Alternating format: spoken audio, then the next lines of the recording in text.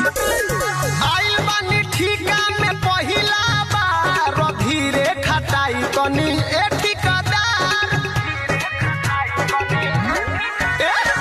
पढ़े के उम्र में पहिला प्यार तब काहे फटे में फाटे तोहार धीरे खटाई तनी ए ठिकादार धीरे खटाई तनी ए ठिकादार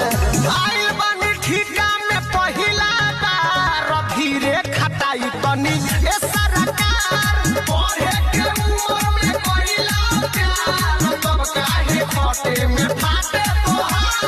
Music by Neeraj Kalasi. Ravi Recording Studio,